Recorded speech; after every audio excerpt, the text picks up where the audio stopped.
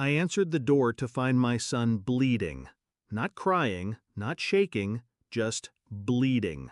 A small split on his lip, a bruise darkening under his eye. One shoe missing. "I'm sorry," he said, voice too calm for a 13-year-old. "She said to tell you," he swallowed, "if you don't give her half the inheritance, she'll do this again."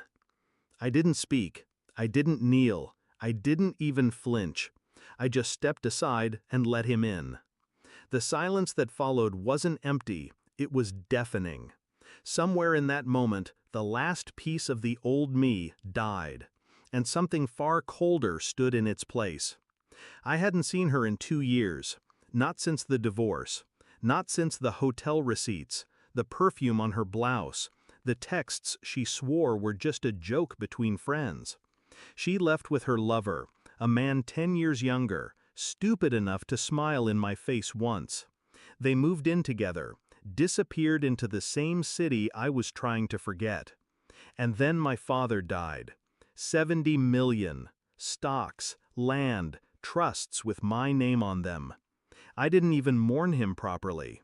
I just nodded at the lawyers while my chest hollowed out like a bomb crater. The moment the money hit, they returned. She didn't call, didn't show up politely. She sent him, her new man, to do the damage. To my son, her blood. Her threat wasn't a plea, it was a message. Tell your daddy I want half. As if pain could be negotiated, as if her fists could sign contracts. I didn't react, not outwardly. I made my son a sandwich, washed the cut on his lip, tucked him into my bed, and told him I'd be downstairs if he needed me. Then I opened my laptop. Her bank statements still pinged to our joint account. She never changed it. Careless. I traced every transaction. I followed the money like veins in a body until I found where it pulsed. An apartment rental in her lover's name. A clinic. A luxury baby store. She wasn't just back for the inheritance. She was planning a family. With him. And she was broke. Desperate. I scrolled further. One message she forgot to delete, hidden under archived folders on a shared cloud. "Get the kid to cry. He'll give in faster." I stared at it for a long time. I didn't feel rage. Rage is messy, loud. This was something else, something colder than hatred. I drove to the apartment the next morning. Didn't knock. I walked in. She was there. So was he. They froze like children caught in a lie.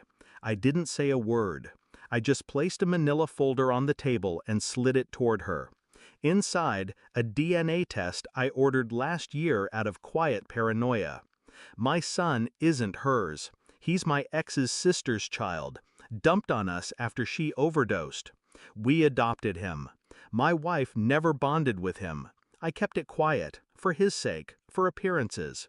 But now, "You always said he wasn't really yours," I said flatly.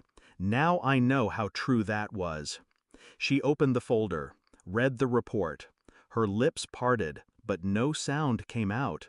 I watched the color drain from her face, watched her lover take a step back from her, then another. The lie shattered between them like glass on tile.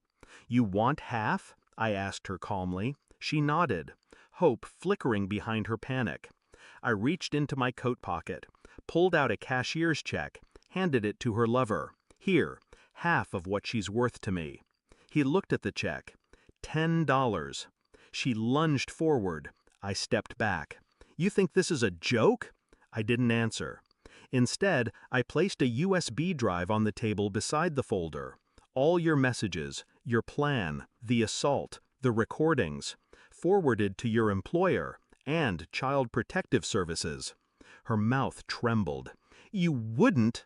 I looked at her. For the first time, really looked, and saw nothing. "You already did." I turned and walked out. Didn't slam the door, didn't raise my voice. Silence makes people hear themselves louder. She hasn't tried to contact us again. The silence is almost disappointing. Almost. My son asks sometimes if she'll come back. I tell him the truth. She was never really here. I tucked him in last night, kissed his forehead, sat outside his door for a while, listening to his breathing. She thought money was leverage. She thought pain was currency. She forgot who she was trying to extort. I was raised by a man who taught me control, and now I understand what he meant. There's no need to scream when you're right.